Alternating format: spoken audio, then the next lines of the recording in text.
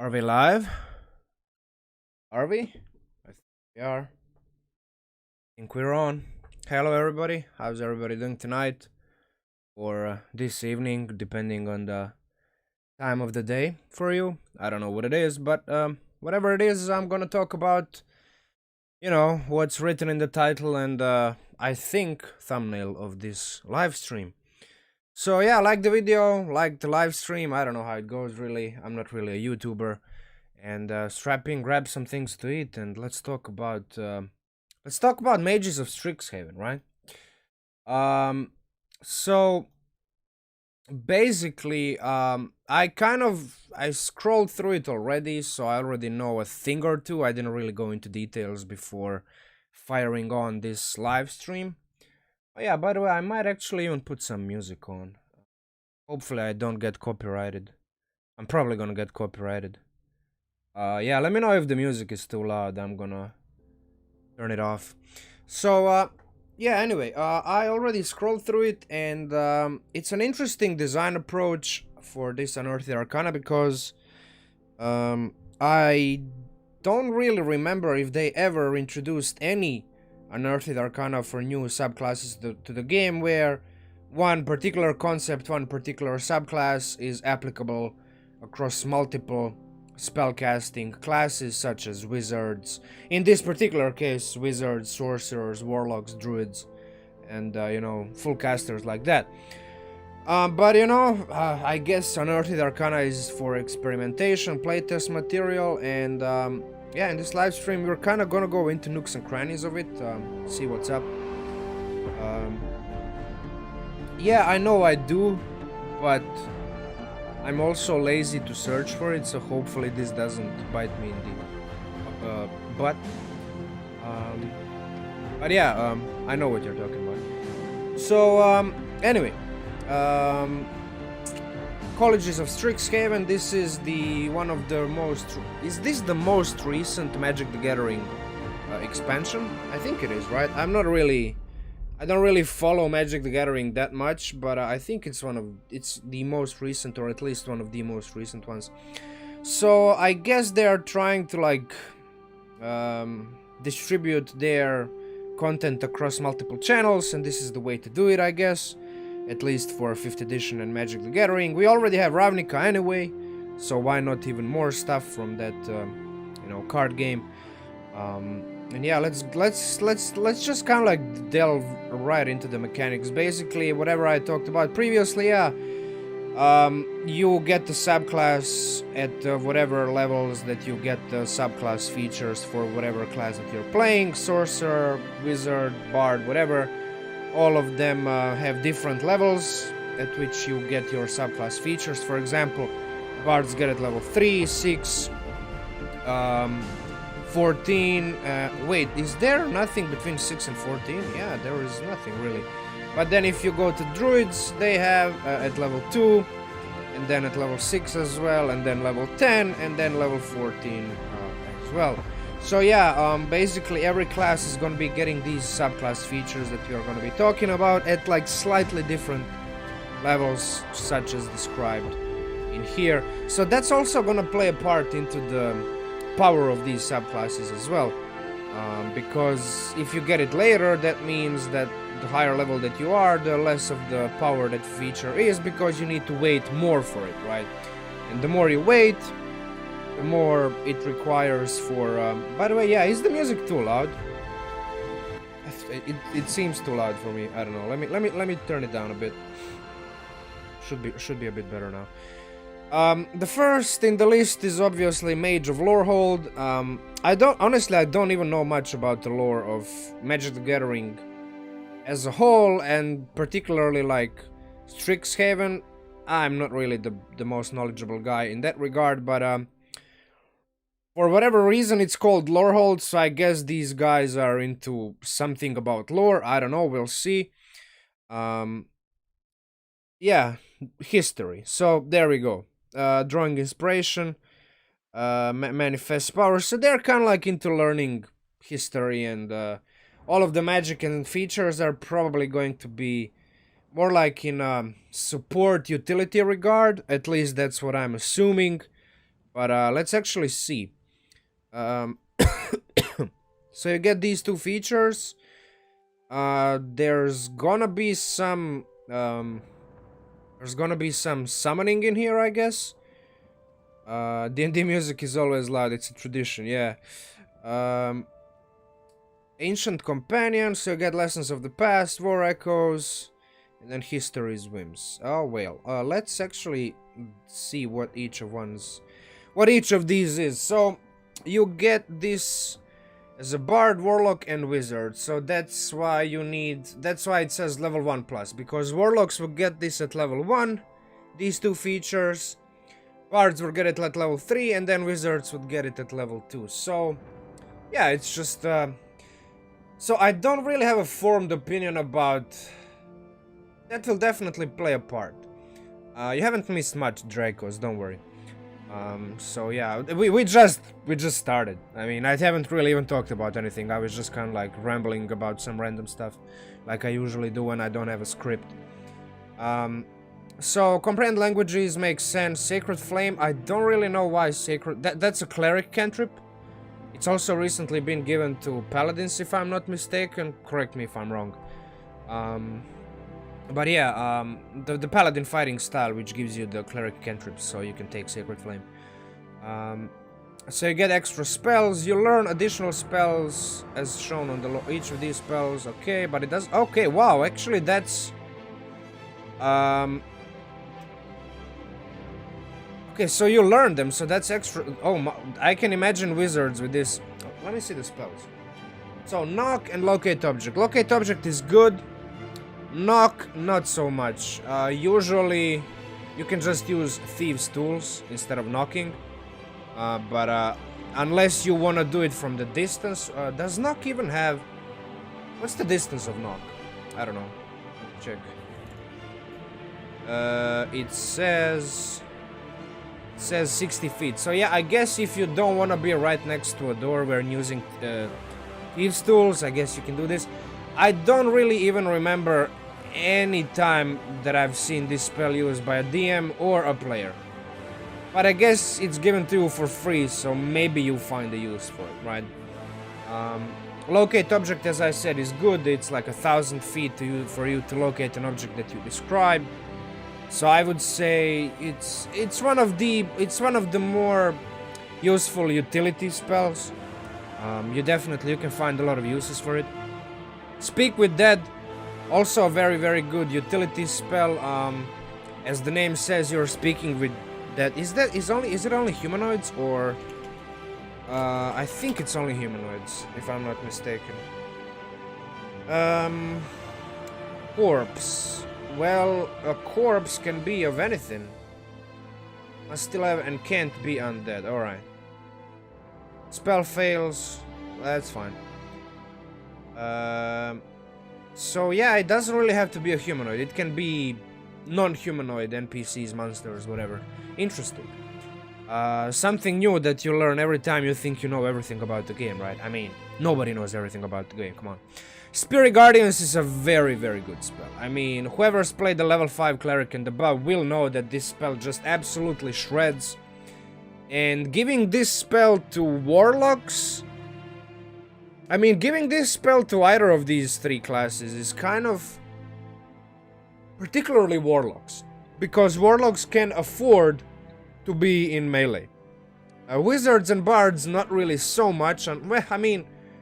Sure, bards can also afford it if you're playing a Valor or a Swords bard. Sure, you can afford it, but yeah, interesting addition. Arcane Eye. I don't really use this spell too often, but I heard people saying that they use it all the time. I don't really know. I guess I just don't know how to play the game properly. But yeah, it's a divination spell. You can. As you can see in the description, right? It's good for spying, but I can't find... Whenever I take this spell, and I don't really even take it that often, I kind of never find a good use for it. I can just do it with, like, Find Familiar or something. So yeah, I don't really know what to think. Mixed feelings. It's not useless, it's just... To me, my own opinion is not that good, but people swear by it, some people, so I don't know. Stone Shape is, on the other hand, very, very good. It's very, very useful. You often find yourself dealing with, like, walls, stuff like that, so... Yeah, oh wow, it's actually not even... hold on. So the music stopped, interesting. Why is that? Huh. Is YouTube not cooperating? Damn, alright, never mind. So yeah, that's it about that spell. Stone Shape, as I've said, I think it's very, very good because you often deal with walls and stuff like that. And, yeah, I mean, stone doors, stone walls, anything with stone, really, that's like a barrier in front of you, or something that needs to be changed in shape, as the name of the spell says. I often find this spell very, very useful. It is situational, it has to be stone, but in my own experience, I've played under like many DMs, dozens and dozens, online and offline, and you can usually find the use for this spell. And whenever you do, it often throws a wrench in the DM's plans. So since the fact that you get it for free, and it's given to these three classes, it's very, very good, I think. Destructive Wave is amazing. If you've ever played a high-level Paladin, I don't know, has any other class been giving this spell recently in Tasha, and I don't remember, to be honest. Yeah, it's been given... Oh, it's actually in the Tempest domain, never mind. Yeah, so it's still only Paladin and all of that, but it is a high-level spell, but on the other hand, it's very good. And the fact that you get it with these three classes, which basically you get this at level 9, when Paladins get it at level 17, this is a major, major power buff. So this spell, I'm not gonna talk too much about it. I've already discussed it in my previous live streams and videos about these Paladin spells being given to clerics, druids, rangers, and now even wizards, warlocks, and bards. I think that's gonna introduce a lot of power creep into the game, because of the fact that these spells were designed around the fact that you get it late, you get them late. So 5th level spell as a paladin, you need to be level 17. So that's a very, very high level. Level 20 is max, as we all know. Now, instead of level 17, you get it at level 9 with all of these classes. I don't really know. It's gonna be a power buff, definitely. Yeah, Legend Lore is given to you for free. I mean, it makes thematic sense. You're a Lorehold mage, so you need Legend Lore, right? As well, a spell is quite useful, and I think it's gonna be good for you, right? I mean, anything that you get for free really is more than good. So yeah, basically that's it for the spells. Now, Ancient Companion it's this thing that, like, you spawn. It doesn't have a lot of hit points. There's a lot of text in here.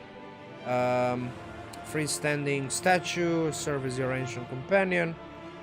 Your choice of spirit. So how many times can you do this? Whenever you finish a short or long rest.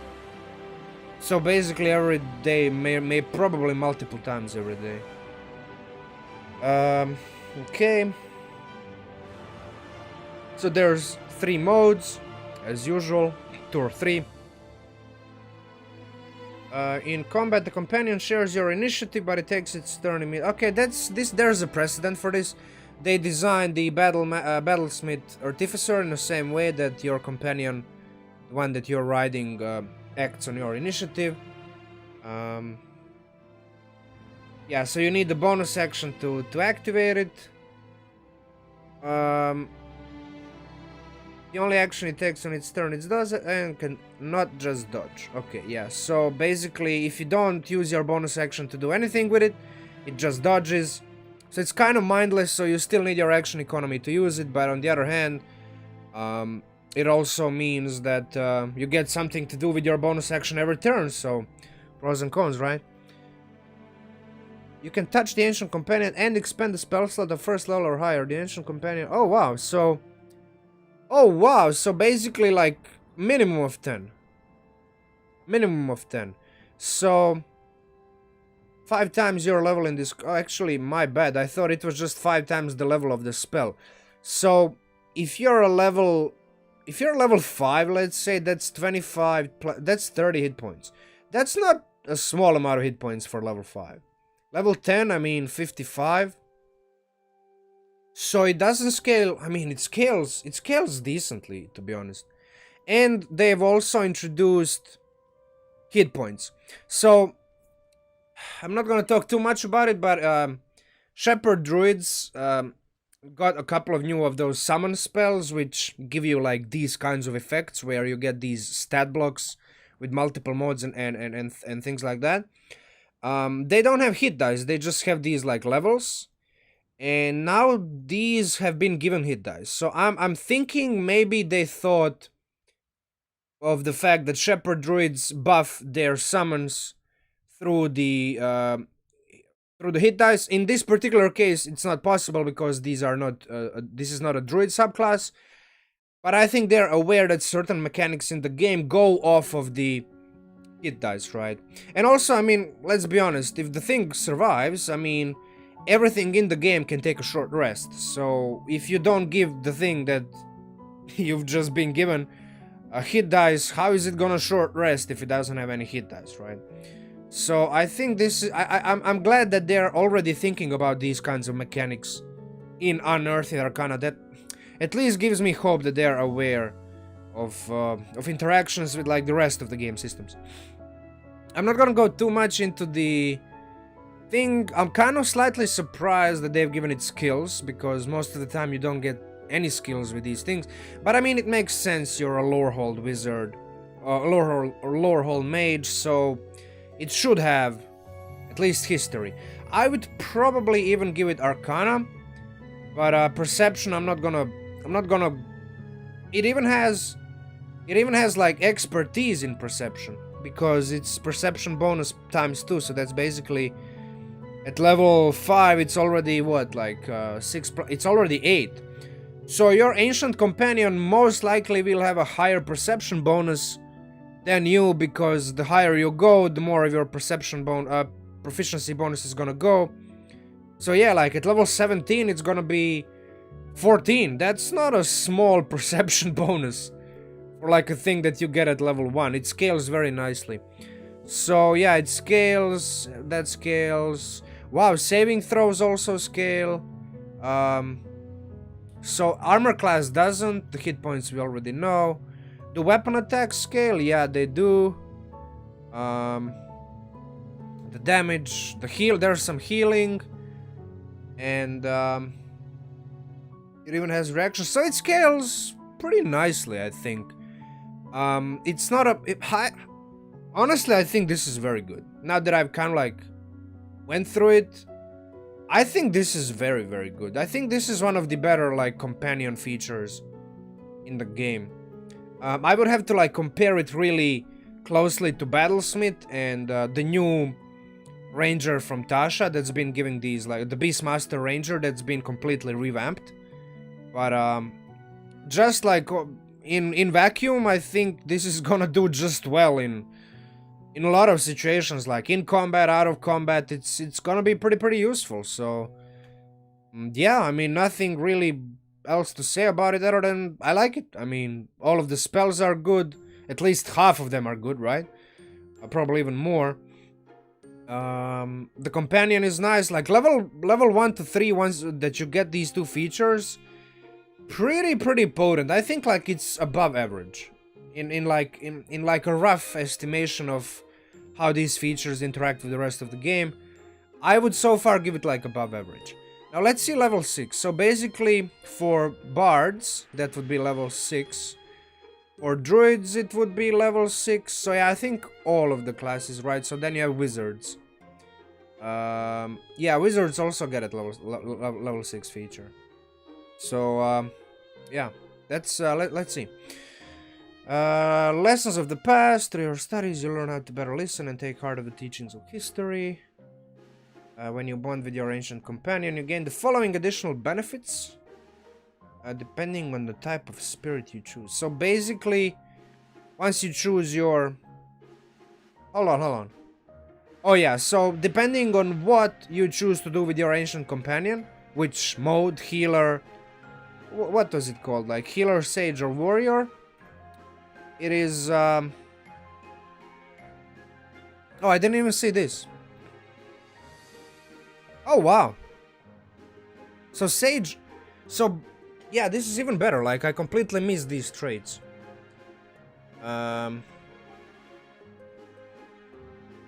So it even stays up. Jesus. Alright, this thing is resilient in combat. Can be quite useful outside of combat. Yeah, this isn't Clock, sorry, bro. Sorry, I know, yeah. It's just, this thing has came out recently, the Unearthed Arcana, so I just decided to live stream it. It is definitely not Clock. The Clock is coming soon, don't worry. But also, yeah, there's a little bit of, how do I say, there's like some similarities because you're still kind of like having spawns and stuff like that. So maybe like it's a little bit like Clockwork Sorcerer. No, it's not, I'm just joking. Your hit point maximum increases. Okay. Wow, actually, this is... Hold on, this is interesting. Healer is good. Healer is good. Let me check Sage.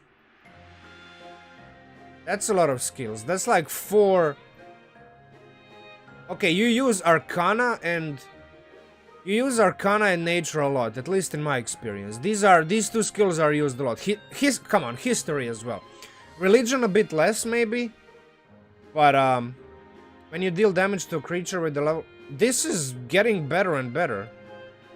It does require a leveled slot, but it can be anything. It can be any slot of a level 1 and above. It's not a lot of damage, but it's force damage. So force damage is the least resisted immune damage type in the game.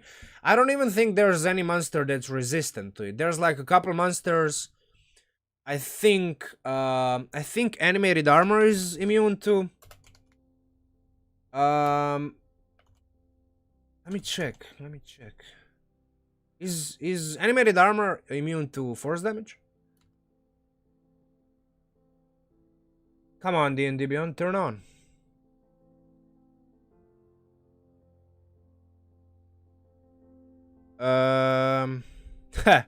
GME, yeah, well, rip, I sold.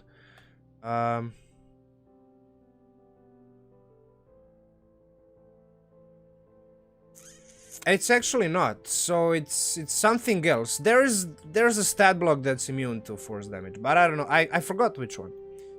Yeah, never mind. It's like there's not a lot of monsters that's immune or resistant. There's like very, very few. So this is good. I still think healer is better because your hit point maximum is increased. This is like level 6 feature. That's a fairly low level. Helmed Horror. Yeah, thank you. I knew it was one of those constructs.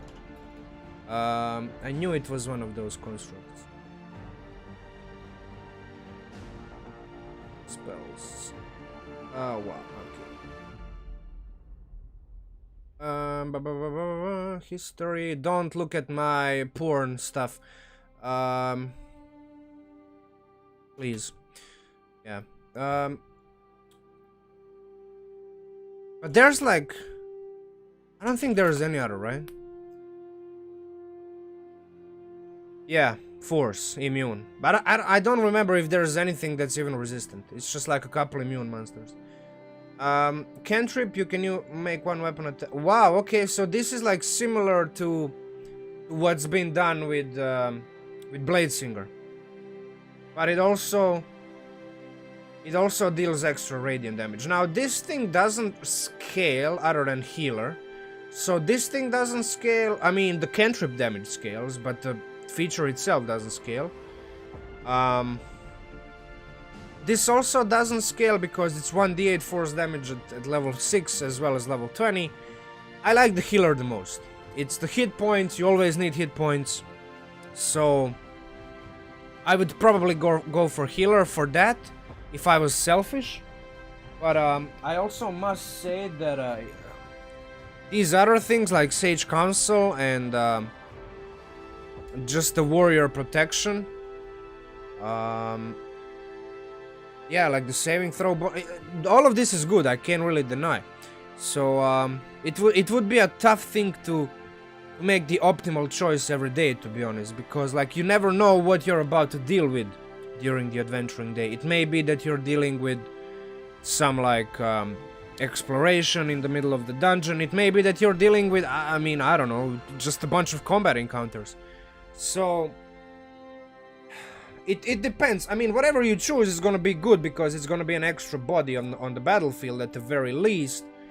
But yeah, it will make your brain work more than it works when you play a barbarian. Let's say it like that.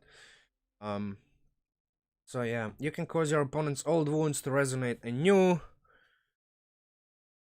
Warrior on Warlock, Eldritch Blast play. Yeah, just yeah. Yeah, just Eldritch Blast, right? What else? Just Eldritch Blast is the entirety of of D&D 5th edition.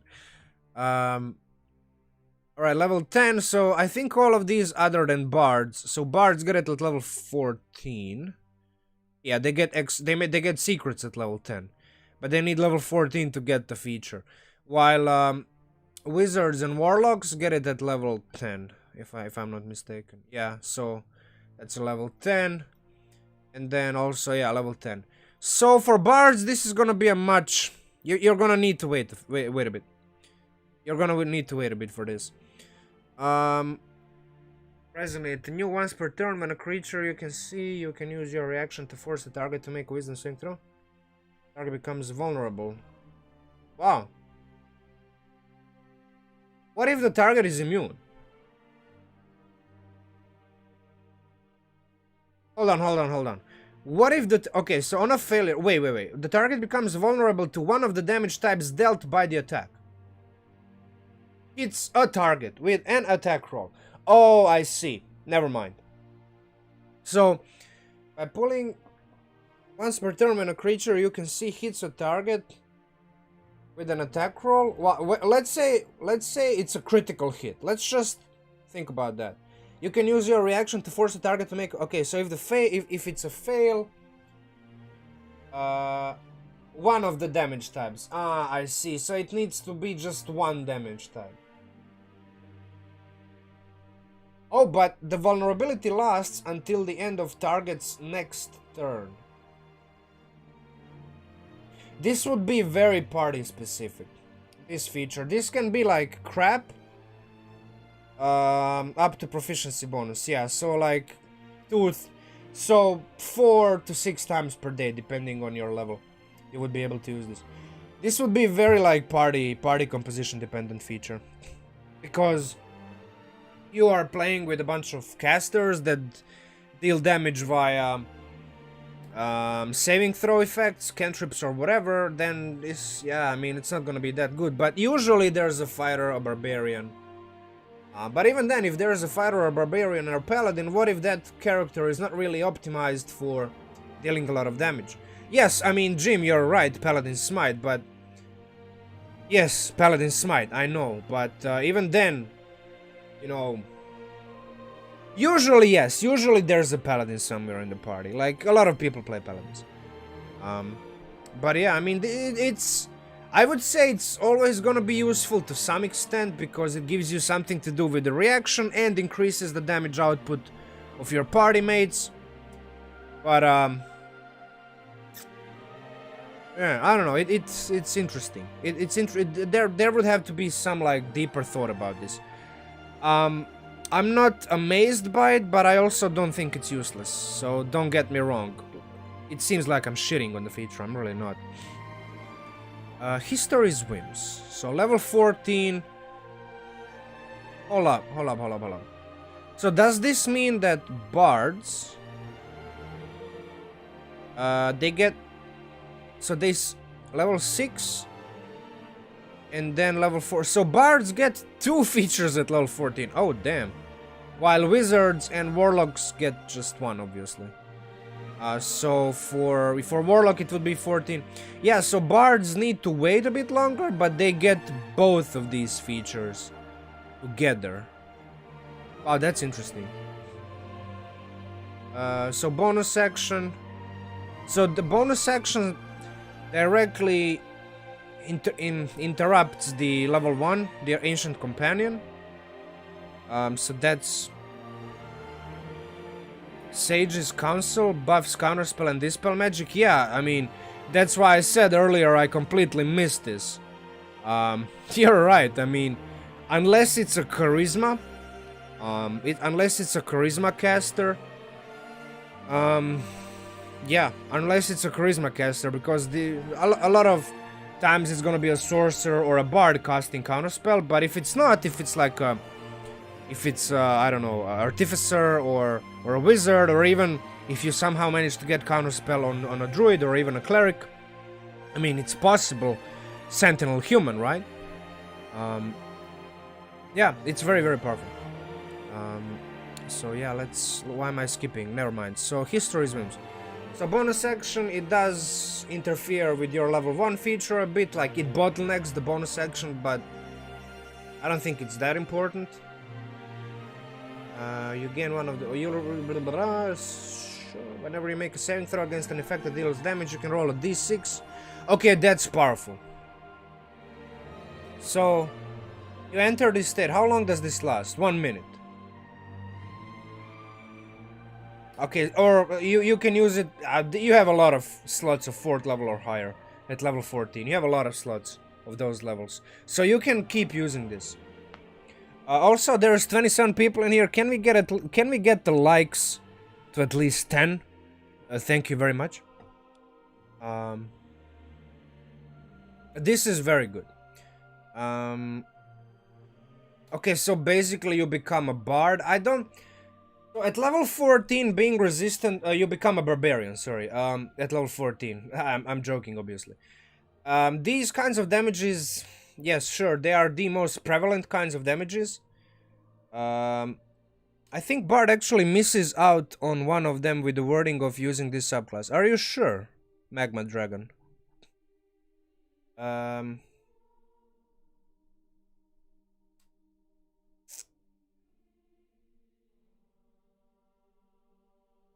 Oh, yeah, you're right. So basically...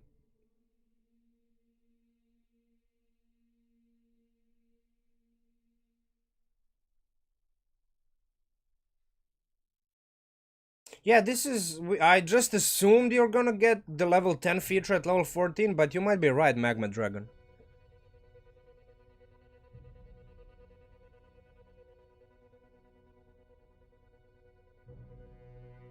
At higher levels. Yeah.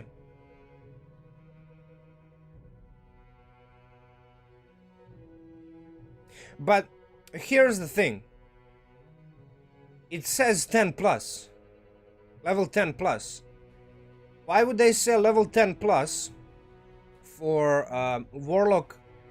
Warlock and Wizard both get this at level 10. So there's no reason to have a 10 plus. I think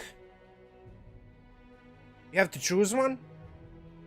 Really? Yeah, that's when you skip reading every word in the Unearthed Arcana. When you subsequently reach a level in this, it gives you a subclass feature. You gain one feature of your choice from... Oh, I see. One feature. Yeah. You gain one feature of your choice from the options presented here. Each feature has a class level as noted beneath. Oh, I see. You must meet the prerequisite. So that's slightly confusing. Not gonna lie. You must meet. So the prerequisite is met. So now you choose. I get it. So you have to choose between History's Whims and War Echoes. I see. Yeah, that makes more sense. That makes more sense with the class design, because usually you don't get two features at level 14. You only get one. Yeah, I get it. You have to choose one. You're right. Yeah, I didn't read this part. So this will definitely make the bard variety a bit How do I say? I mean, okay, so sure. This would also mean that at level 1, you don't get both of these features, right? So you only get one of these features, so you have to choose between the spells and the companion, right? Because based on the fact that it's worded like this. Yeah, that makes it significantly less powerful. Choosing the subclass. Yeah, using this subclass. Yeah, you're right. You must meet the prerequisite. Each feature is a class level, and when you subsequently you gain one feature. Yeah, I get it. Yeah, so this is gonna be... So the fact that you can't get both of these features means that this is more like in line with the average power level of the subclasses. And then the fact that you don't get to both of these features, War Echoes and History Swims, as a bard, while Wizard and Warlock still get both War Echoes and History Swims, just on the features alone means that a Wizard who is a Mage of Lorehold is gonna be more powerful than a Bard who is a Mage of the Lorehold. Now, I do know that Bards get Bardic Inspiration and all of that other fun stuff, but on the other hand, there's no feature in here that interacts with the Bardic Inspiration, right? So usually, Bard colleges are built around the Bardic Inspiration. Let's say College of Creation, right? You use your Bardic Inspiration, College of Lore. You use your Bardic Inspiration, College of Valor. You, at level 3, get a Bardic Inspiration, like a way to use it in a different way. First paragraph, you get both level 1 features. Yes, thank you for teaching me how to read the documents. Because I obviously don't know how to do that.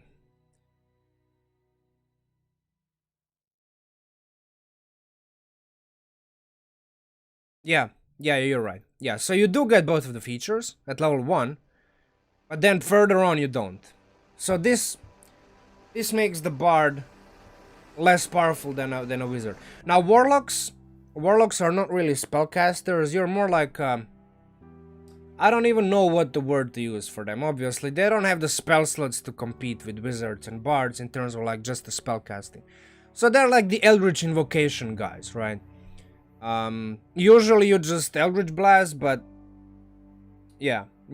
Magma Dragon, you're right. Yeah, I didn't... Again, first impressions, I just kind of like skimmed over the document. I just assumed you get all of this. Then when you told me that, you're right. Yeah. I don't really... Yeah, Time Stutters... I kind of didn't review the History Swims. Showing others but hurtling towards you. Your movement speed increases by 15 feet and you do not provoke opportunity attacks. That's interesting, but it's not as useful as I would say this and that at level 14. Because at level 14, avoiding opportunity attacks is more situational than a thing that happens. But on the other hand, resistance and particularly lucky, they are much better in my opinion at level 14.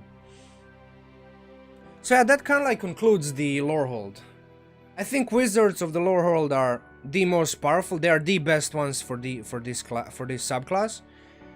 Bard, not so much, because let's be honest, Bards, most of the Bards, I think all of the Bards at level 3 get a feature that allows them to use Bardic Inspiration in a way that interacts with well, I mean, the rest of their features, right? For you, this is not really the case. You have to choose between the Bardic Inspiration and in between the Ancient Companion.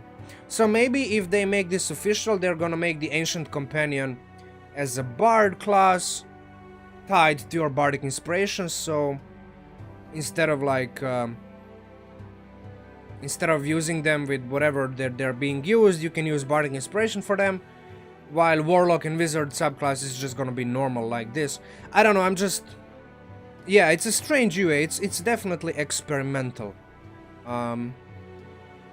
So, that's my opinion. Wizard best, Bard maybe second because it's still a Bard, and if we compare Bard to Warlocks, Bards can cast more spells, so from the spellcasting perspective, this is gonna be more useful for them, right? Other than warlocks. And for warlocks, I mean, honestly, I don't think this would be the best warlock subclass. Period. It's still gonna be probably Hexblade and followed by, I don't know, Genie is pretty good, Undead is pretty good. All of those things have been introduced to the game recently, so that's pretty much it for that. Mage of the Prismari, this is Druid, Sorcerer, and Wizard. Well, let's put it here. Sorcerer here, and then Wizard, not Warlock, Wizard there. Alright, so for Druid it's gonna be level 2, for Sorcerer level 1, and then for Wizard also level 2. Once you get that you get these features. I assume it's the same, that you gain 2 features at the time that you get the subclass. So that's the pattern. So at level 1 or 2 or 3, depending on when you get the subclass for your chosen class, you get the 2 features, and then later on you have to choose which ones you get. So I think sorcerers, do they get? Yeah, they get a level 6 feature. So unlike bards, but at level 10, hold on. At level 10 they don't. Yeah. So sorcerers at level 10, they only get the meta magic. They are also like bards in a way that they only get features at 6th and then have to wait all the way to level 14 to get a feature. So I think just by that fact, similar to bards, I think this is gonna be a worse pick for sorcerers. Let's put it differently. Druids and wizards with this subclass will have more features to do compared to sorcerers, because at level 10 they get a feature. Wizards gets a level 10 feature, but sorcerers don't. So sorcerers will have to choose between the focused expression and impeccable physicality, while druids won't. Let's see, maybe these features are not that useful. They get one at level 18, that's true, but I mean, come on. We are comparing the fact that you get a feature. As a wizard, you would get level 10 and level 14, and then as a sorcerer, you will get a 14 and then an 18. That's a massive difference in levels. Like that's a 4-level difference. So, while you're right, Jim, you're completely correct. Just by features alone, this would be like less useful for sorcerers compared to druids and wizards. So this is a little bit of a ribbon feature, but I think this is good because it's 2 skills, and it's kind of... So for druids and wizards, you would pretty much choose nature. Wizards are intelligence casters, so your intelligence is high anyway. And druids, I mean, nature druids, right? For sorcerers, you would probably pick performance, and then in between acrobatics and athletics. If we are speaking strictly optimization, acrobatics makes more sense. I mean, when you get grappled, you have higher chances of escaping via acrobatics, because in most cases your dexterity is higher in all of these 3 classes. However, I mean, athletics is a skill that's more used outside of combat, so maybe it would make sense to even pick that. Depends on what you want to do, depends on your DMing style, the campaign that you're playing, all of that, right? Kinetic artistry. That bonus action dash. Okay, this is big. On top of that, you get one of these 3 effects. You basically become a spellcasting rogue. This is actually huge. Because that means bonus action dash, your movement, right? You can move away. Like this is gonna make kiting so much easier with these 3 classes. You know, like when the enemy is chasing you or you're running away. Yeah, this is big, because you don't have to take a level or 2 or rogue. You just get it at level 1, period. That's very, very interesting. You can move across as if it was... So you don't care about the slippery, slopies, thingies.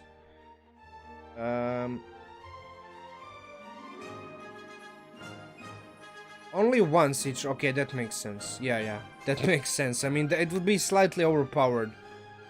But hold on. Only once each turn.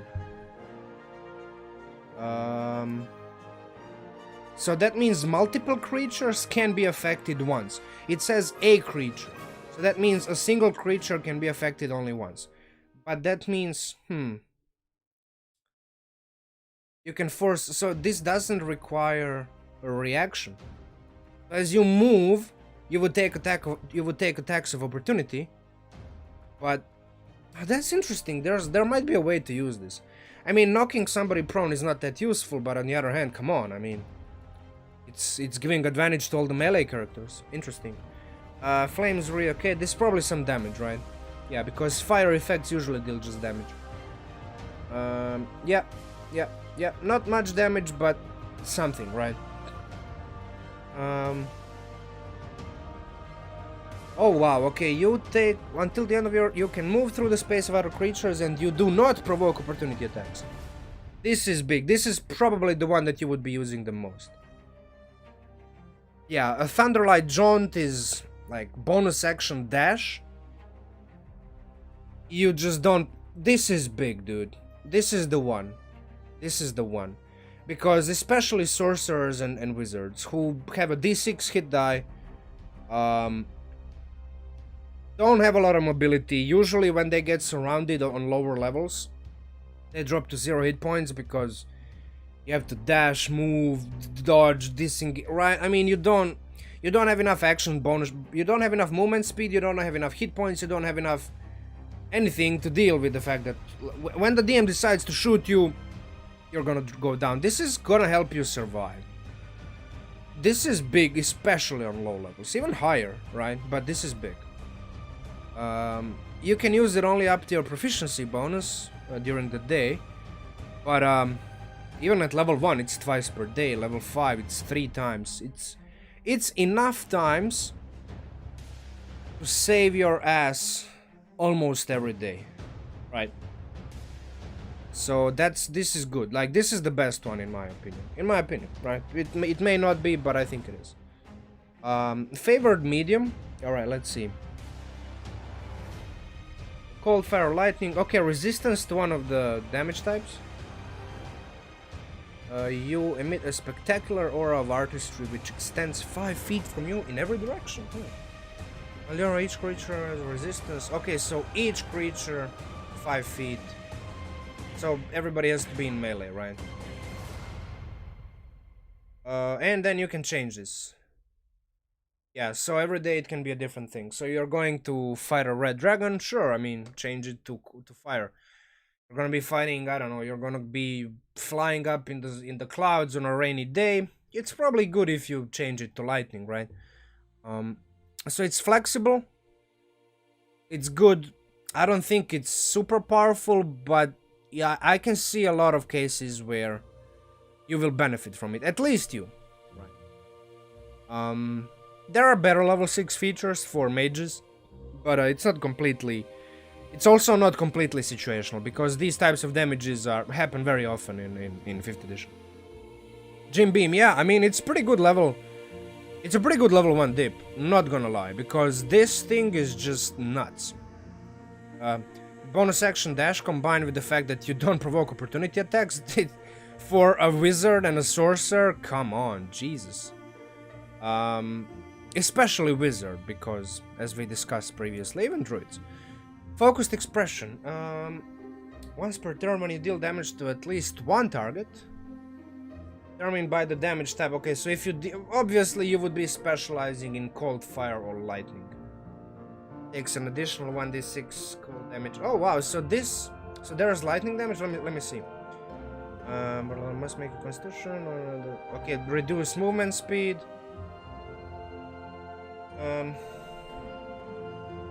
So that's kind of like the effect of what's the Ray of Frost cantrip. Additional 1d6 fire damage at level 10 is not much. Okay, and then you heal somebody. So you deal more damage and you heal some of your allies. It's not a lot of healing, it's not a lot of damage, but since you're already dealing damage, it's better than nothing. Let me see lightning. 1d6 lightning damage. Oh wow. Okay, so I think if this becomes official, this might be a candidate for my Tempest Cleric Storm Priest update. Because yes, I used a Storm Sorcerer, which, I mean, it's a Storm Priest, but this is amazing, and then this is probably useful as well, because it might be dealing a little bit less damage compared to Storm Sorcerer, because the Storm Sorcerer damage scales. It doesn't scale super good at higher levels, but it does scale a little bit. This is kind of useful, not gonna lie. I would have to compare. I would have to compare and then come up with the final decision. But yeah, it's there's things to do with this, definitely. Your relentless dedication and training have instilled an outstanding sense of precision and grace in your art. Proficiency in Dex saving throws a little bit too late for a level 14 feature. For sorcerers, this would be level 18. But this is big. This is big. Even at high levels, dexterity saving throws are pretty common. So you combine it with proficiency, which means that your proficiency bonus is what, like 5, 6? Dexterity bonus is at least +2, maybe even +3. And then add the fact that it's a minimum of 10 on a d20. Yeah, this is useful. I mean, it's kind of generic, but I like it. I mean, mechanically, it's a big improvement.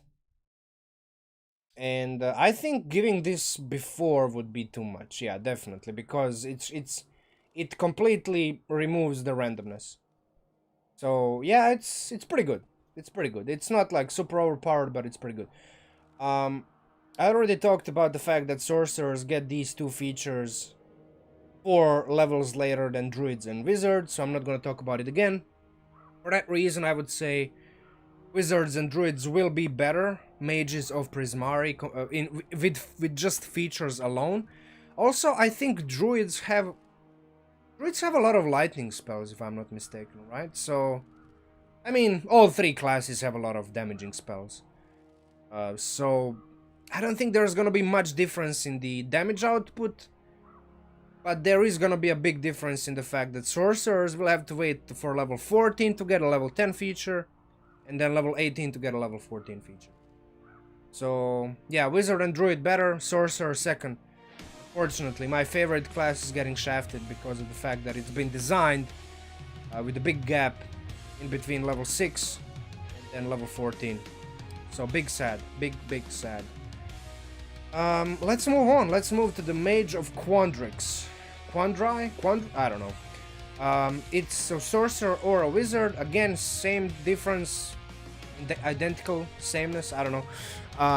Sorcerers are just gonna be inherently less powerful mages of I don't know how to pronounce it. Because of the fact that their level 10 feature is basically a level 6 level 14 feature, and level 14 feature is a level 18 feature. And these two classes have like similar best spell choices on their lists. I mean, sorcerers even have like less variety, and obviously less known spells. They do have meta magics, which are the main reason that I think sorcerers can actually hold very, very well against wizards in a 1v1. A lot of people don't agree with me, but I will have to prove it one day, and if I end up being wrong, you will all know, because I'm gonna post the results. And I do know that people have already done like 1v1s and PvPs in between sorcerers and wizards, and apparently wizards win most of the time. I think that people just don't know how to play sorcerers, because most people who like try hard mages go for wizards for some reason. But until I prove it correctly or incorrectly, this is just gonna be my opinion, and you can take it for whatever you want. Quandrix spells. So you get Guidance and Guiding Bolt. So this is kind of similar to the, what's the name? Star Druid, right? Is it? Not the Shepherd, the Stars. Yeah, the Star also gets Guidance and Guiding Bolt. So they kind of like copy-pasted that and gave it to Sorcerer and Wizard. Interesting. They get... Okay, so this is good, because this gives these, which are very good spells. Control Water, not so much. Circle of Power, oh my god. Pass Wall. Okay, so out of these spells, only Control Water and Pass Wall are, in my own opinion, not that useful in most situations, particularly Pass Wall. All of these other ones are very, very good. I mean, Haste on a Sorcerer, you just win it. You take Haste anyway, but now you're given it for free. And yeah, these kinds of features on Sorcerers are so much better than Wizards, because it kind of equals the playing field in between the two classes. Wizards have a lot of spells known, and then they can prepare a lot of spells. But Sorcerers don't have a lot of spells known. Sorcerers at level what? Like, they get 15 spells by level 20. And that's their cap from level 17 to 20. They can't know more spells. But this, yeah, any subclass of Sorcerer that gets extra spells, particularly ones as juicy as Aura of Vitality. I mean, that's the one that gives you healing, right? I always mix up the two. Yes, that's the one that gives you healing. So you're now a healer, a secondary healer, but a healer nevertheless. You can buff. You can buff. You can deal some ground damage. I mean, oh wow, this will make the Swordlock of a sorcerer that multiclasses into a warlock. But this kind of Swordlock, Mage of Quandrix, Quandri, whatever the pronunciation is, a better one. Okay, so I think this will fix the Spikelock build that I made with the Druid dip. I already wanted to make it with the Genie Warlock, but if this becomes official, which it probably will at some point, I don't know, we will see. I think this is even better, because you need less levels in Warlock, and you can just keep pumping Sorcerer levels. So yeah, like, just take the 2 levels in Warlock, take the Repelling Blast, take Spike Growth, and just Eldritch Blast all day. And every time you Eldritch Blast somebody, you move somebody 10 feet. Oh, this is good. This is good. This is for Sorcerer, I think, the better subclass out of the two that I just reviewed. I think this is the it's hard to say. It's hard to say. This is bonus action dash, Thunderlight Jaunt on any mage is amazing. The bonus action dash plus the fact that you don't provoke opportunity attacks. But this is also good. This is just like extra damage, dude, and you already deal a lot of damage as a Swordlock anyway. Interesting. Anyway, let's move on. I'm not gonna talk about the spells too much. I just think all of them are good. Buff.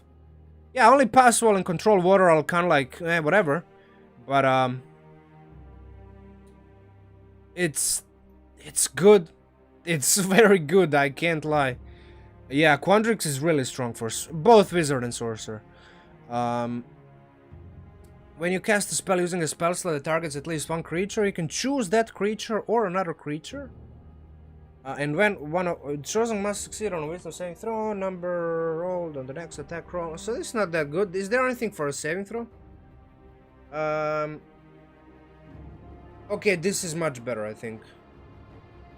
Because here's the fact. I mean, sure, subtracting a d6 from a creature that only has 1 attack, it can be very good, especially on lower levels when most of the enemies only have 1 attack. But I think this is much better. So now I'm immediately thinking Peace Cleric with the d4, whatever the feature is that gives you a d4, and now you have like Bless and this on top. We can have some crazy attack bonuses, maybe like Dampier with like a lot of damage. We can have like plus 100 to hit or some ridiculous stuff like that on average. I'm probably gonna build a character like that. I'm probably gonna go for a character that has like the most ridiculous bonus to hit that we can take.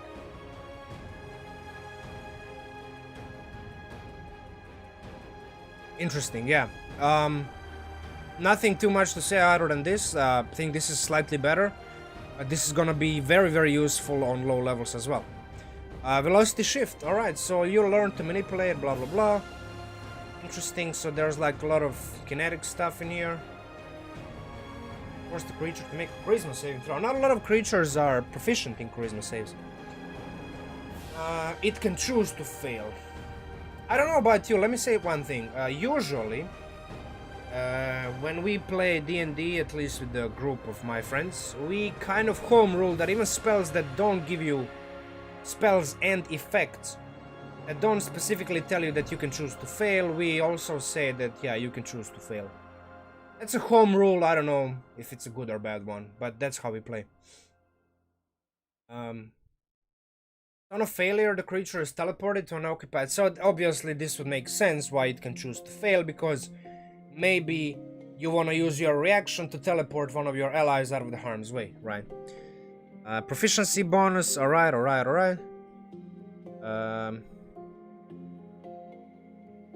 Yeah. So it needs to be 30 feet close to you, it has to be its turn or moves. That's interesting. So you can move the enemy away from you, but you can also move your ally maybe behind you. So maybe the ally is 30 feet in front of you, and it's getting pummeled by the monster, by the enemy, and now you move it 30 feet behind of you. So now that enemy is what, like 60 feet away from the monster? You move 30 feet back yourself, and there's positioning stuff that can be done with this. Very, very interesting. Yeah, Quandrix is amazing, dude. Amazing. If this becomes official, I'm gonna be playing it. I don't know if it's gonna be a wizard or a sorcerer, but it's probably gonna be a sorcerer, even though that you need a level 14 for this, and then you need level 18 for this, but come on, like, these low-level features are nuts. It's still gonna be hard to choose between Prismari, I mean, no opportunity attacks coupled with bonus action dash, compared to all of this goodness, which is just so good, and this, also good, like, kind of support, damaging, just a powerhouse of a spellcaster with the meta magics and all of the other stuff that sorcerers get. And then at level 6 you get this, which is even, yeah, I don't know, it's hard. It's hard. There's like a lot of things. You can force the creature to make a con saving throw. Okay. So you give him disadvantage on strength and dex. Oh my god, the damage is, oh my lord. But it's only up to until the start of your next turn. But you can, oh my lord. So once per turn, one creature. You, okay, this is like a boss killer. This is a boss killer, dude. This is a boss killer feature, because you deal damage to a creature, whatever, however many or little damage, you make it fail strength and dex saves, then your wizard just casts fireballs, lightning bolts, whatever things that force dex saving throws, deal more damage to it, or force the boss to burn legendary resistances, or at least has higher likelihood. And then all of the weapon attacks deal only half damage. Sure, maybe the boss doesn't have weapon attacks, but even if it's a minion, like, it can be a tough minion, like tough frontliner, right? Gustavo, I don't know why your messages are getting spammed, getting removed. Sorry. Yeah. It's just something that Streamlabs does, and I can't figure out why Streamlabs does that. It tells me that it's because of the, oh, it's caps lock. Oh, sorry. Yeah, it's just auto settings. It's a con save, yeah, it's true. A lot of monsters have proficiency in con saves, but it's a thing that you don't have to waste your action economy on. So you use your action or bonus action to deal damage, or maybe even a reaction. Maybe you have a reaction to deal damage, like who knows? It says once per turn, it can be multiple turns. The text is slightly wrong. It says immediately after dealing damage to a creature. I think this implies that it has to be you who deals damage. This wording will definitely need to be fixed. I think it implies that it needs to be you. But a rules lawyer might go and say, well, immediately after dealing damage to a creature, why am I the one to deal damage, right? So I think this will need to be fixed. I think the intent of this feature is to only work on your own things. However, because I think otherwise it would be worded immediately after a creature takes damage, right?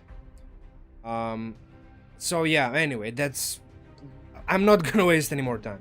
The wording needs to be fixed because I think the intent is it's only on you. But if you can get a damage from your reaction and a damage with your own turn, like your reaction happens on another creature's turn, same way as your sneak attack. A rogue that gets a reaction attack gets basically a second sneak attack in that round because it works once per turn, right? So similar way, it can be maybe triggered twice per round. And then you pair it with the fact that if you take a sorcerer, for example, you take that heightened meta magic, which gives disadvantage on a saving throw. It has to be a spell though, that's unfortunate. Yeah, I would have to think about how to buff this. I would have to really think about how to make this obnoxious to deal with. But I think there are ways. It's limited by your proficiency bonus, similar to how all the other features are lately. It does say once per turn, yeah, you're right. So, Ricardo, that's why I say once per turn. It can be your reaction. Your reaction means that it's on another creature's turn, but also it can be on your own turn. Now, the wording is wonky, so it's gonna need some clarification, fixing. But until then, I think personally this has been designed to work only with the stuff that you own, the spells and features that only you do, not that other characters do. I don't. Maybe I'm wrong. Maybe I'm wrong. Who knows? Level 14. 2 other creatures if the difficult terrain. Okay. So resistance to bludgeoning, piercing, and slashing. That's similar to something else up here. At level 14, I mean, it's a very high level that you get this. Usually you deal with like exotic damage types. Yeah, Hellish Rebuke, I know. Yeah. Warcaster, definitely. Definitely. There's ways to do this. Yeah, you can quicken a spell and then like say it's a readied spell. You can do stuff, definitely. Hello, Talking Lemon. How you doing? So that's it for this, right? I mean, this is kind of good, but you are at level 14, especially at level 18, because Sorcerer cannot get this sooner. You're not really dealing with these types of damages that often, but they do come up. They are part of the game from level 1 to level 20, right? So it's gonna be good.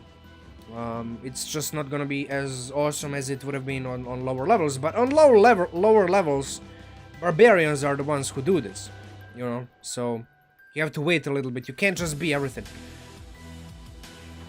This is interesting, but taking force damage. By the way, is the music too loud for you guys? Do I need to turn it off a bit? Oh, my microphone is falling down, hold on. I'm gonna help it a little bit.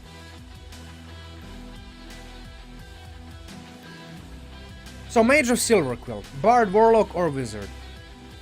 Again, same thing. Bards don't get a level 10 feature, while Warlocks and Wizards do. However, warlocks are not really spellcasters. They can cast spells, but they only have like what, 2, 3, 4 slots, while bards and wizards get a lot of slots. So yeah, that's gonna be the first thing that happens. Power of words. I mean, it makes sense. Quill means that you're like writing something down. Inky, eloquent, interesting. So, is this stepping on the College of Eloquence bard? Is it stepping a little bit on its toes? I don't know. I mean, it's obviously different features, but one begs the question, right? Unsettling words. What's the silvery barbs?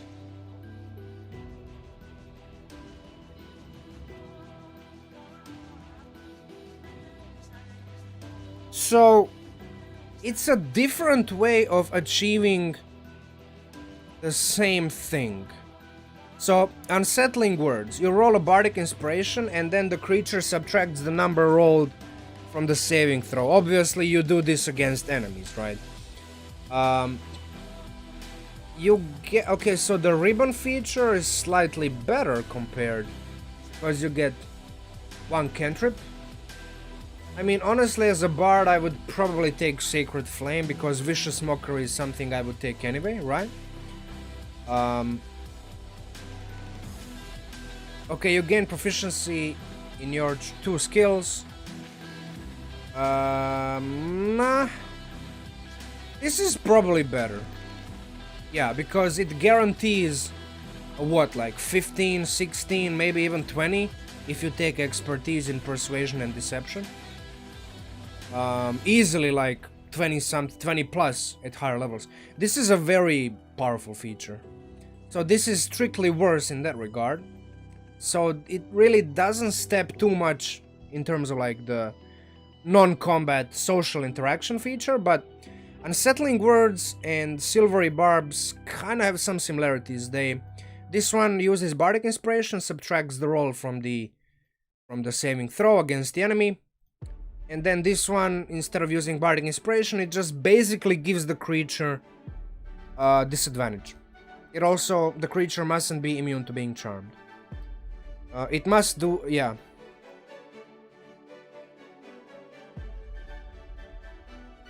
It is slightly more flexible in terms of like if the creature is, yeah. So it does work, it does kind of like work off of the information instead of assumption. Yeah, because you do this before the creature rolls. Right, so maybe if the creature rolls a natural 1 on the saving throw, this is basically a waste. This basically guarantees that you use it when the creature succeeds. Now that the creature succeeded, you are trying to make it fail. So, pros and cons, right? I don't know why I'm comparing it, but like the similarities are obvious, right? I mean, eloquence, same thing, right? I don't think there is a class like this for a wizard. Maybe like, what's the one? Scribes, but not really. Scribes is completely different mechanics. Yeah, like, it's only like thematically maybe some similarities, but other than that, yeah, not really too much. Yeah, so that's it for that. Interesting, I mean, it would work well on both classes. It's just that if we are strictly comparing level 1 features at level 3 for Bard, I think the Eloquence Bard, the official one, is better. Now for Warlock, this would be an interesting thing. I don't think this would be the most powerful Warlock by far.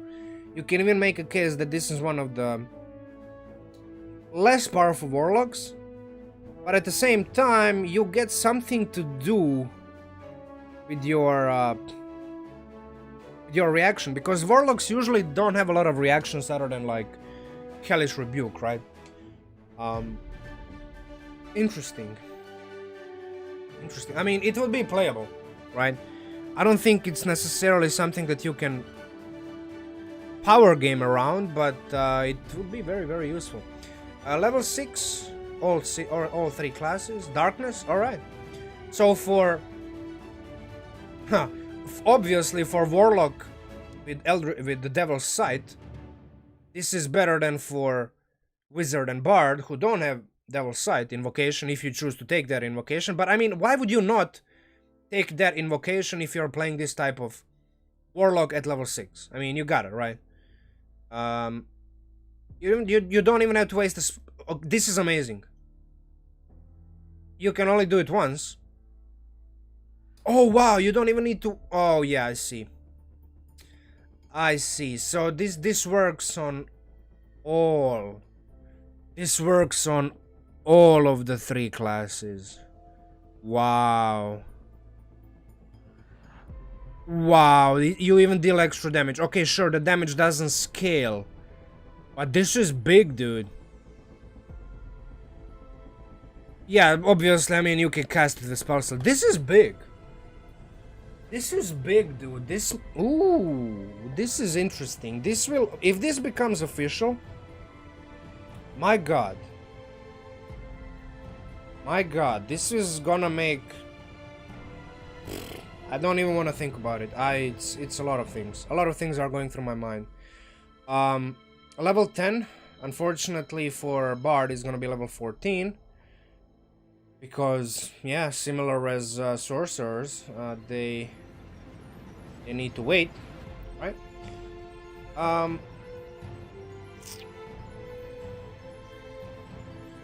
When you cast a spell that deal, you can invoke additional words to change the spell damage type. Okay, wow, so you can change the damage type to Psychic and Radiant.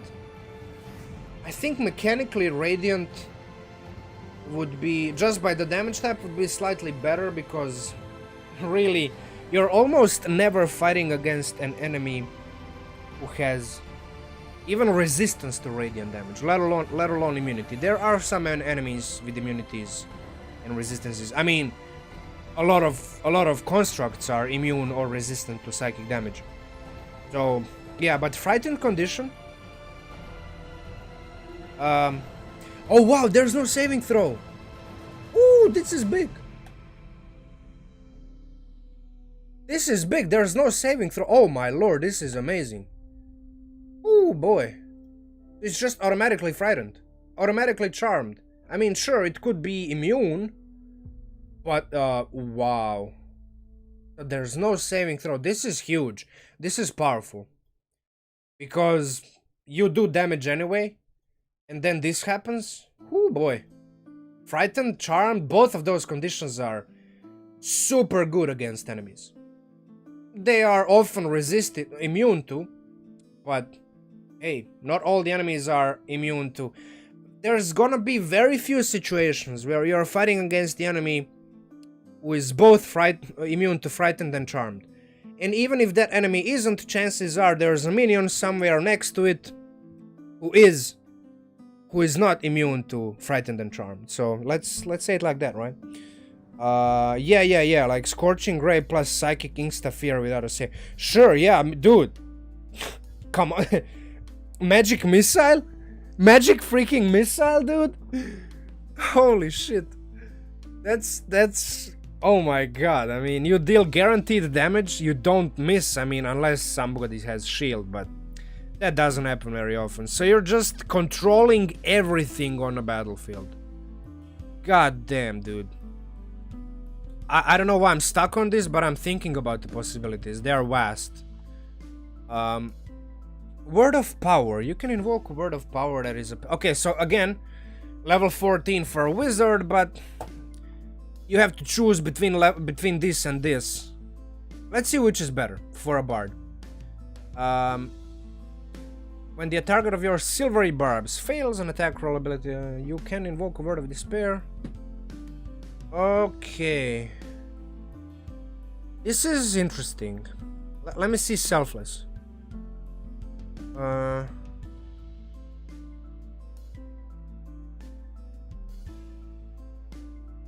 So, you basically take the damage.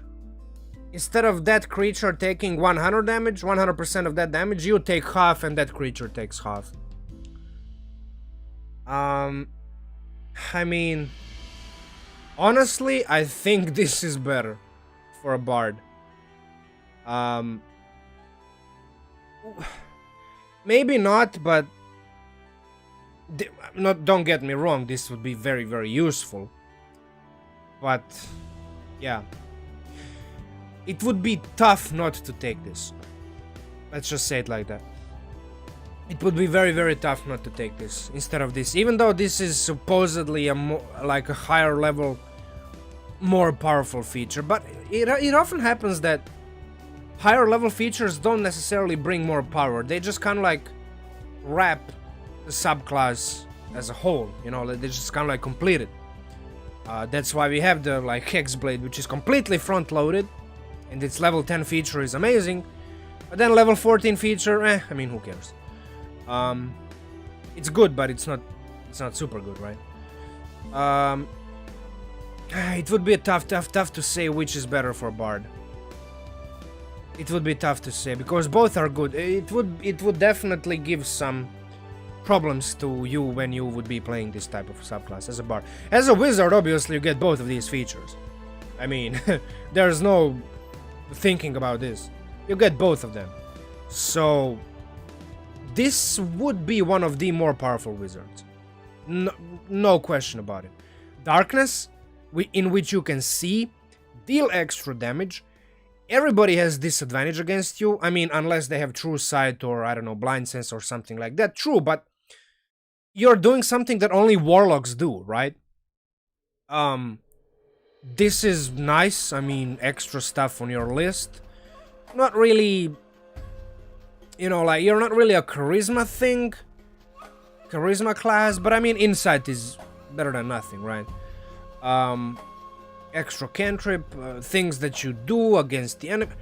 Dude, this would be a powerful wizard. Not the most powerful, but at I don't know. It would be up there. It would be up there like the above average, definitely. Definitely. No question about it. So yeah, Mage of Witherbloom. Only druid and warlocks. Let's put it so that I have an easier time. And I'm referencing the main classes. Okay, so this is obviously something about nature and flowers and stuff like that, right? It says Witherbloom, so is that like the opposite of blooming? Like you are making everything just die? Definitely, yeah. From life to death and back again, so you got that duality next to you. I like the subclasses that just by default have the duality theme next to them. Also, while we are at it, can we get the likes to at least 25? It's at 23 right now. Will you do me a favor, pretty please? Thank you very much. Inevitable death. Alright, so obviously you get the 2 features at level 1. You get 2 cantrips, spare the dying. And the first you get 3 spells. You get a lot of spells. You get a crap ton of spells, dude. More than any of the other subclasses. So, cantrip, 2 first level spells. I mean, cure wounds and inflict wounds, they are the opposite. Cure obviously heals, inflict damages. That's keeping up with the theme of the class. And then on top of that, you get all of this. So, lesser restoration, very, very good. Ray of Enfeeblement, I don't remember ever seeing this spell being used in play. I honestly don't remember. It's not useless, but it's almost useless. Because, I mean, you can read the description of the spells. There's so many better things to do with your second level slots. Yeah, dude. Revivify? I mean, I think Revivify was given to druids recently, right? But you get it for free. You do get it for free. Was it added to druids? Yes, it was. No, it wasn't. My bad. So it was given to artificers, and only to Circle of Wildfire druids. So it's still not on the druids list of spells, like the generic list. Empiric Touch, I mean, makes sense. Blight, more necrotic things. Greater Resto, super good. You get it for free. Anti-Life Shell, that's a druid spell that I've seen once, but it was useless because nobody was next to the guy. Situationally, I can definitely see how this would be useful. However, I can also see a lot better 5th level spells. Hey, but you get it for free. So, it's not super good, but it's not super bad either. I mean, so the fact that you get it for free means that you don't have to, like, think about maybe if you have to take it or not. So, you will probably find a way to use it at some point. Mass Cure Wounds, amazing. Amazing. Honestly, I still think the spells from the Quandrix are just better. I mean, look at this nastiness. This is just so much power in a single subclass, giving to you extra. And this is for sorcerers, which are known to suffer from like the very few spells, and you're like always struggling which spells to take. But that said, this is like up. This is close. This is close. Because, yeah, I mean, a lot of useful spells here. Kinda useless, very good. Very good, not the best, but not the worst either. Very good, decent, very situational, can be powerful, very, very good. So, I like it, I like it. This is definitely, like, in my, you know, in my territory. The sad thing is this is only for druids and warlocks, but I think it makes sense. Because, like, a theme of this spell is something about esoteric nature of things between life and death, right? So I don't think it would be the right thing to do, to give this to... well, maybe sorcerers. But sorcerers already have, like, what? Do sorcerers get anything with nature? Not really. Huh. They have like a bunch of very exotic stuff and stuff from like far realms and stuff like that, but there's really nothing naturalistic. So I wouldn't even be opposed for this to be a sorcerer subclass. I mean, I still think Quandrix is better, just because of all of this nastiness that you get, but this is not bad either. Yeah. Let me see, Essence Tap. Okay. When you choose this benefit and as a bonus action on some sequence turns, you can expand one roll of the hit die. Oh, wow. Hold on, bonus action. For 1 minute.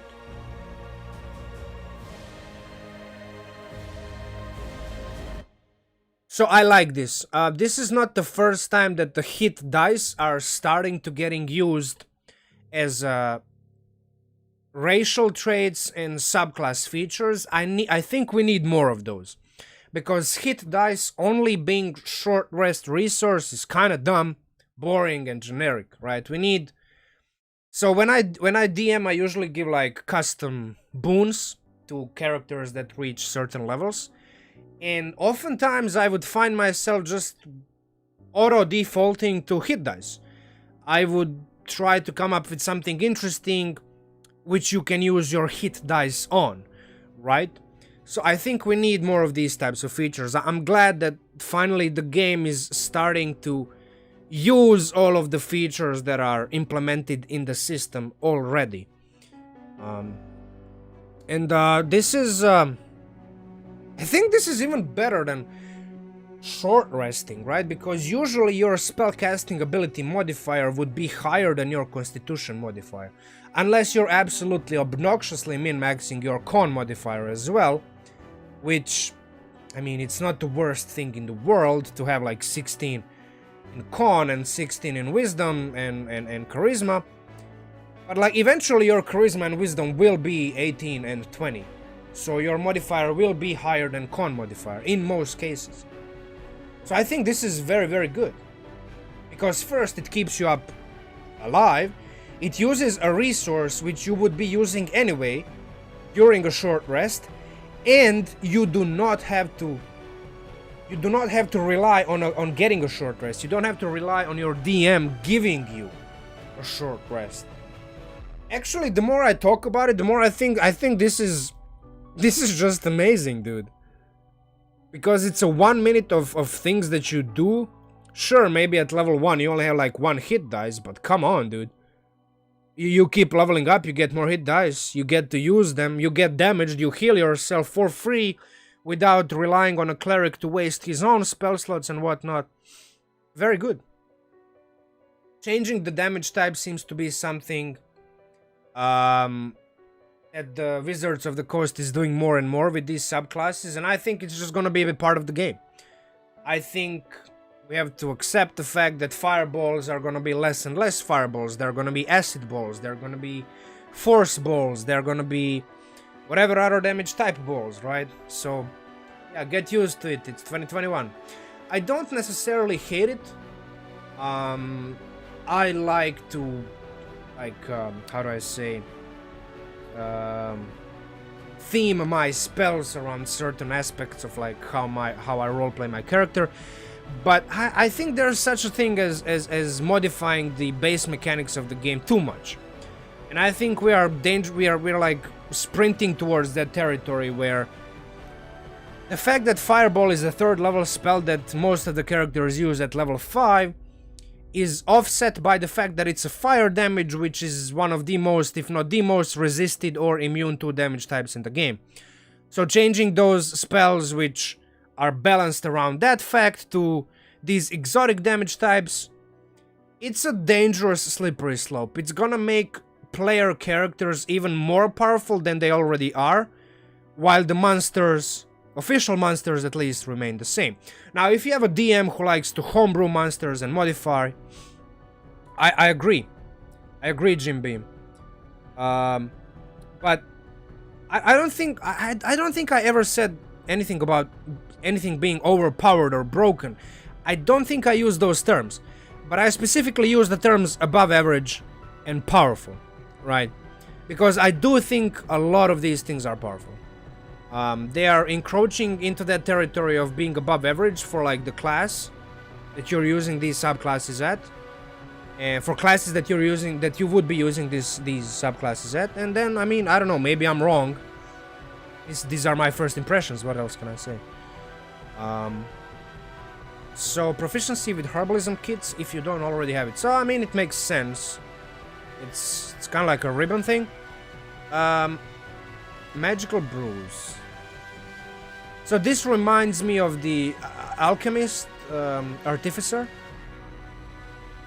flask. Yeah, this definitely has something like that. It's a level 6 though. Let's see, so there's like 3 options. Oh wow, cold fire, necrotic, poison, or radiant. Radiant? I get the cold fire, necrotic, and poison, but radiant? What? I guess life? Life is kind of linked to divine domains, like divine realms, therefore radiant damage? Is that why? Is that why we are having this? I don't know, you tell me. I'm not really reading into the theme of these mechanical implementations the best, I think. So yeah, you're for 1 hour resistant. This would be very hard to predict. Unless you know you're going against white, red dragon, unless you know you're going against some fiends, unless you know you're going against some, I don't know, undead. It would be very hard to say in advance which type to brew. But if you do know, if you are playing that type of campaign where you know in advance which type of enemies you would be dealing with, or at least a higher likelihood for one type of enemy or another type of enemy, this would go up in terms of like usefulness. But in games that I play, you can usually you usually don't know what's gonna attack you. That's at least been my experience. Sometimes you do, but very rarely. Oh, this is much more reliable, right? And it heals a condition or disease. From the following list. Okay, so it heals any disease or a condition. But it has to be one condition. Okay, this would be hard to say too. So what you can do... okay, at level 6 you can create 3 of them. And I would say... it's hard. It would be hard to choose which ones. I would definitely take Charmed, probably, because that's very annoying to deal with. Frightened is annoying too, but usually it just gives you disadvantage on attack rolls. Usually it just gives you that. And even melee characters have javelins, so at least they can still attack somewhat. Paralyzed is nasty. Poison is similar to Frightened, disadvantage on attack rolls. And all the other things. So, if I was a level 6 character, I would probably default to Charmed, Paralyzed, and Stunned. Because those 3 conditions are just flat out compared to... Out of all the 5, these are the nastiest ones, in my own opinion.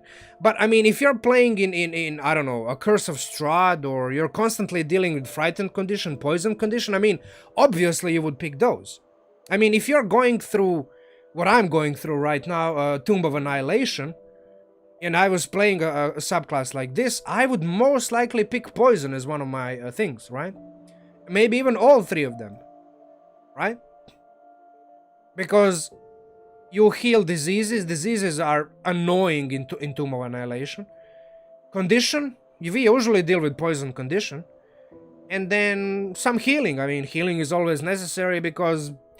Tomb of Annihilation is in the middle of the jungle and everything just constantly attacks you. So, yeah, this is more useful than this in my own opinion, at least in my experience playing D&D so far. I don't know, maybe it changes under some completely different way of DMing and playing the game. Toxifying. Okay, so you deal poison damage with a weapon. So obviously, this would be much better with melee, because it's only one piece of ammunition.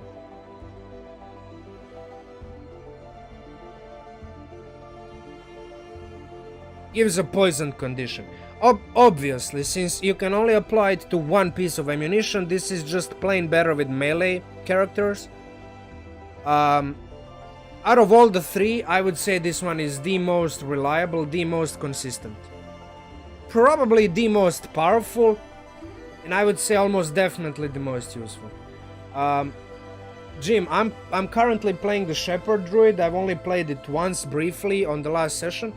I played the Long Death Monk, but as you all know, that character is not built for damage. It's not built for being anything other than a punching bag at level 11, and we are level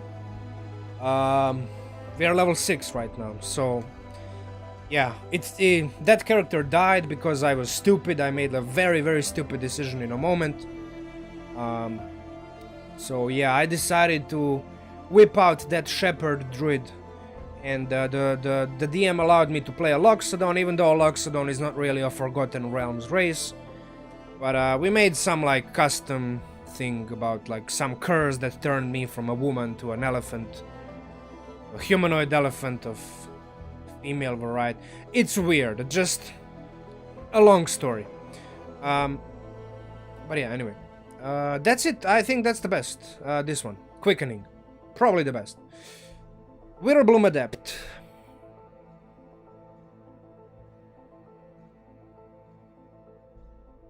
It's not much. I would much rather prefer if this was half of your level. It would change the maximum bonus from 6 to 10, but at least you would have that, it's not much in either case, but at least you would have that, half progression. This way, it's still kind of progression. Well, it's better than nothing, but it's kind of... I would say it's even probably better to use it as just bonus damage. Then bonus healing. Yeah, I mean, healing is good, but damage is... Damage guarantees that you need to heal less. Let's say it like that. And then when you cast a spell... Oh, okay, so again, this might be slightly more useful on Warlocks, who don't get a lot of slots, so your Eldritch... Oh, wow, Eldritch Blast. Can you even deal necrotic damage? Yes, you can. You even ignore resistance. Interesting. It's not a lot of damage. Once per turn. I mean, it's something at the very least. So, yeah. Depends. I mean, I know I'm auto-defaulting to Eldritch Blast, but... yeah. Kalan Filion, you're right. It applies to the weapon. But, it only... How do I say? It only affects one piece of ammunition. If it affected multiple pieces of ammunition, first, it wouldn't really make any sense. Because this is not really something magical. This is more something like just chemical, alchemical, whatever you want to call it. My throat is giving up. What's up, GP? But yeah, anyway. Back to level 14. Level 10 and 14. When you cast a spell with a slot, with a spell slot, that aren't undead or construct, choose one of the creatures that took damage. You drain an amount of life energy equal to half the damage. Oh wow, so is that extra damage? Am I reading this right? You drain the amount of life energy equal to half the damage dealt to the chosen creature. Oh no, it doesn't increase the damage. My bad. It's just half of that damage that's already been dealt is being given to one creature other than yourself as like healing. But hold on. This is slightly confusing. I think this is it. You deal your damage. Let's say you deal like 30 damage from whatever source. Necrotic, obviously. And then like 15 of those 30 damage points go as healing to one of your party mates. It cannot be you. Up to your proficiency bonus. Okay. Not the best. But I've kind of seen I've seen worse level 14 features. I mean... Which one is it? Undying, I think, has like a completely whatever. Yeah, I mean, once per short rest. 1d8 plus your warlock level. I don't know, dude. That really doesn't really do much. Sure, I mean, you take like what, maybe 20, 25 extra hit points. But honestly, I think this is better. Because you can use it multiple times. At level 14, you already have like +5, right? Am I right? +4 at the very least. +5, yeah. So +5. So that means you can use this 5 times, and then you just deal a lot of damage via whatever you do, right? And you heal somebody. Again, this would be better on a druid because druids have more slots, they have more spells, they have spells that deal more damage. But if you're optimizing around this subclass as a warlock, you would most likely take the damaging spells as your mystic arcanums, right? Your mystic arcanums would be just spells that deal damage, because all of your higher level features are kind of like just... They are built around how much damage you can do, and then they buff up your damage even more. And you can change all of your damage. Yeah. Not the best one of the 5, but I'd say like my impression of the Witherbloom is that this subclass is probably the closest to what I would say the average subclass of 5th edition is. All of these other ones are, in my own opinion, Undying Warlock is, yeah, Undying Warlock is weird. It's very weird. I mean, it has a good feature. Like, level 6 feature is nice.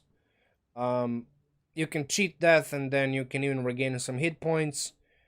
It even has, like, gets Death Ward. So, for example, if I was to combine 14 levels of, like, Long Death Monk with 6 levels of Undying Warlock, I would have Death Ward, so I would even be able to deal with, like, Power Word Death, which is probably what's gonna be like a version 2.0 of that character.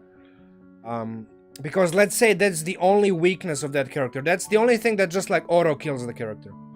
Power Word Kill and Divine Word, right? Is that the name of the spell? Divine Word? Like when you have less than 20 hit points? Yeah. So, when you have less than 20 hit points, you died instantly when somebody uses this spell against you. So those are the only two things that kill the Long Death Monk, right? When the Long Death Monk has key points. I don't know why I'm talking about Undying Warlock, but yeah, I just kind of like randomly started. But anyway, yeah, that's it about subclasses. It's been, what, like almost 2 hours? Damn. It's a long ass time. Thank you everybody who's watched from the beginning to the end. If there's even anybody who is crazy enough to do that.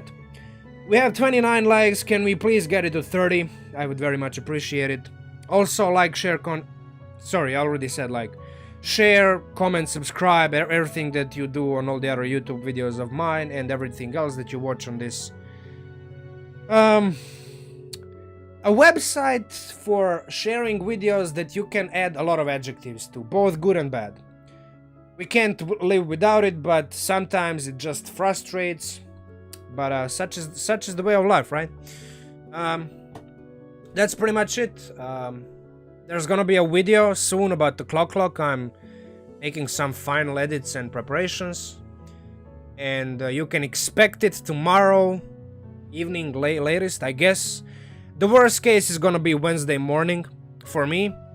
As you can see, it's already past midnight, so I think most of you are Americans.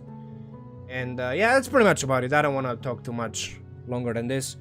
Until next time, MinMax Munching out.